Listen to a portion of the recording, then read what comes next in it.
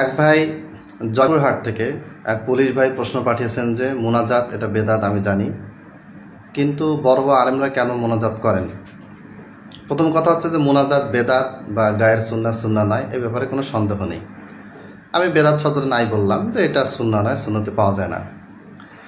বড় বড় আলেমরা কেন মোনাজাত করেছেন, যদি আপনি বড় হিসেবে দেখেন, বড় লিস্ট করেন, তাহলে আমরা দেখতে পাবো যে শাইখুল ইসলাম ইবনে তাইমিয়া রাহিমাহুল্লাহ 5 ওয়াক্ত সালাতের পরে সম্মিলিত মোনাজাত করাকে বেদাত বলেছেন।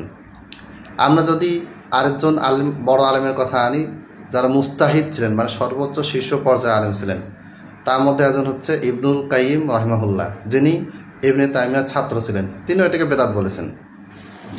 তারপরে এইভাবে করে আমরা অনেক লিস্ট দিতে পারি। এই তুলনায় যারা মোনাজাত করে তারা কিন্তু ইবনে তাইমিয়া ইবনুল কাইয়িমের মতন এত বড় আলেম না, তাদের ধারে কাছেও যান না। 1 নম্বর পয়েন্ট। কাজেই বড় হিসেবে দেখলে, আমি যদি বড় হিসেবে যে দেখি যে বড় আলেম করেছেন এবং বড় আলেম করেন নাই, এই হিসেবে যদি আমি হিসাব করি তাহলে কিন্তু সবচেয়ে বড় আলেম যারা, তারা কিন্তু এটা করেন নাই। 1 নম্বর পয়েন্ট। 2 নম্বর পয়েন্ট, বড় আলেমরা কেন মোনাজাত করেন? বড় আলেমরা বলতে সত্যি বলতে বর্তমান সময়ে যারা বড় আলেম তারা মোনাজাত আসলে করেন না, এবং হানাফি মাযহাবের অনেক বড় আলেমই মোনাজাত ছেড়ে দিয়েছেন। এগুলার দলিল আলোচনা আমি একটা বইয়ে লেখা শুরু করেছি। সবগুলি হাদিস, প্রায় 30টা হাদিসের মতো তাহকিক করা হয়েছে, যেগুলো দ্বারা মোনাজাত করার পক্ষে দলিল দেওয়া হয়। এবং এখানে হানাফি মাযহাব, বিভিন্ন মাযহাবের আলেমদের এবং যারা মুহাদ্দিস আহলুল হাদিস, যারা মাযহাবের অনুসারী নন, তাদের ফতোয়াগুলি এখানে জমা করা হচ্ছে। কাজটা শেষ হয়নি, শেষ হলে একটা PDF নেটে ছেড়ে দিব। তাহলে এখন 2 নম্বর পয়েন্ট যেটা, সেটা হচ্ছে বড় আলেমরা কেন করেছেন। এটা 2টা কারণ। একটা হচ্ছে যে যাদেরকে আমরা বড় আলেম মনে করি তারা আসলে বড় আলেম কিনা এটাকে শিওর হতে হবে। ধরে নিলাম যে তারা বড় আলেম, কোনো সমস্যা নেই, বড় আলেম হতে পারেন, ভুল হতে পারে। যদি বড় আলেম হয়ে থাকে, প্রমাণিত হয়ে থাকে, তাহলে সেক্ষেত্রে 2টা বিষয় খেয়াল করতে হবে। 1 নম্বর বিষয় যে হয়তো এই হাদিসগুলির ব্যাপারে তার পূর্ণাঙ্গ গবেষণা নেই। বড় আলেম মানেই যে প্রত্যেকটা হাদিস সম্পর্কেই ক্লিয়ার ধারণা থাকবে, এটা ভুল কথা। ইসলামের প্রত্যেকটা হাদিস, একটা হাদিসকে নিয়ে এত বেশি গবেষণা হয়েছে যে সেটা একজন আলেমের পক্ষে এই সবগুলি বিষয় মাথায় রাখা অসম্ভব কষ্টকর। বর্তমান বিশ্বে তো এরকম আলেম নাই বলতে গেলে। আমি একটা উদাহরণ দেই।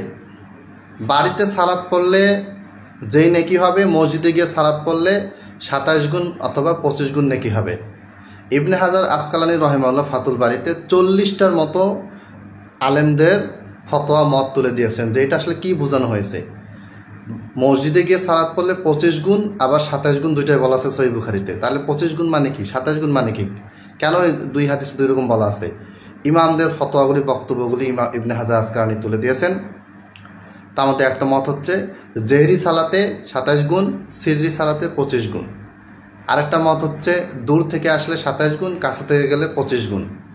আরেকটা মত হচ্ছে যে জুমার দিনে 27 গুণ, অন্য দিনে 25 গুণ। এইভাবে করে অনেকগুলি মত, এবং কোনোটাই আসলে ভুল বা বাতিল তা না, সম্ভাবনা আছে সব এগুলো সঠিক হবে, এবং একটা বিপরীত নয়।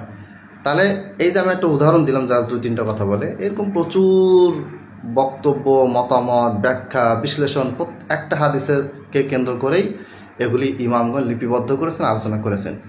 তো কাজেই আমাদের পক্ষে সব হাদিসগুলি মনে রাখাও তো সম্ভব তো নয়, আবার সবগুলি হাদিসের ভিতরে অন্তর্নিহিত যে ব্যাখ্যা বিশ্লেষণ, এই সবগুলি কিন্তু আয়ত্তে রাখা আমাদের পক্ষে সম্ভব নয়। এজন্য একজন বড় আলেম হলেই যে তিনি সবগুলি মাসলাতে, সবগুলি হাদিসে যে খুব গভীর পাণ্ডিত্য রাখবেন, এটা কিন্তু জরুরি নয় এবং এটা সম্ভব নয়। 1 নম্বর বিষয়। 2 নম্বর বিষয়, হয়তো বড় আলেম বিষয়টা জানেন, কিন্তু সমাজের ভয়ে, এলাকার ভয়ে তিনি এটা কী করেন, এটাকে চালু রেখেছেন। হ্যাঁ, এলাকায় মোনাজাত হয়, মোনাজাত করাই, মোনাজাত করালে কিছু টাকা পয়সা পাই, মোনাজাত করালে মানুষ বেশি খুশি হয়, মোনাজাত করলে অমুকের মা তার সন্তান কলিজার টুকরা বিদেশে থাকে, 5 বছর 10 বছর ধরে আসে নাই, হে আল্লাহ তুমি তাকে দেশে নিয়ে আসো, এই মায়ের সাথে তার দেখার ব্যবস্থা করে, একেবারে কান্নাকাটি করে হুলস্থুল। মা তার সন্তানের জন্য যে কাঁদে, আপনি হুজুর হয়ে তার চেয়ে বেশি কাঁদলেন। মা একেবারে খুশি হয়ে আপনাকে 500 টাকা, 1000 টাকা, 2000 টাকা, 5000 টাকা পাঠাই দিল। তো এটা একটা দুনিয়াবি কারণ থাকতে পারে। আরেকটা যেটা বললাম সেটা হচ্ছে হাদিসের জ্ঞান না থাকার কারণে হতে পারে। আরেকটা হচ্ছে হাদিসের জ্ঞান, 3 নম্বর বিষয়। হাদিসের জ্ঞান অবশ্যই আছে, এই বিষয় জ্ঞান আছে, কিন্তু ইজতিহাদি গবেষণাগতভাবে ভুল হয়েছে, যেটা হতে পারে। এই 3টা কারণ থাকতে পারে। একটা হচ্ছে যে হাদিসগুলি ভালোভাবে জানা নাই। 2 নাম্বার, হাদিস জানে কিন্তু এলাকায় যেটা চালু আছে নিজের স্বার্থে দুনিয়াবী স্বার্থে সেটা করে। 3 নাম্বার, হাদিসগুলি জানে, ভালোভাবেই জানে কিন্তু ব্যাখ্যা বিশ্লেষণ গবেষণা করতে গিয়ে কোথাও একটা মিস্টেক হয়ে গেছে। এই 3টা কারণে যে কোনো একটা কারণ হতে পারে। আর মুনাজাত সম্পর্কে কোনো হাদিসে তাহকিক যদি আপনাদের প্রয়োজন পড়ে, ব্যাখ্যার প্রয়োজন পড়ে, আপনারা প্রশ্ন আকারে পাঠাবেন, ইনশাল্লাহ আমি উত্তর দিব। আর অনেকেই একই প্রশ্ন বারবার করছেন এবং ওয়েট করছেন, আমি আপনাদেরকে অনুরোধ করব, প্রশ্ন আসতেই থাকে এবং আমি তো ব্যস্ত থাকি, যার কারণে একদিনে 8-10টা বা একাধিক প্রশ্ন উত্তর দেওয়া সম্ভব হয় না।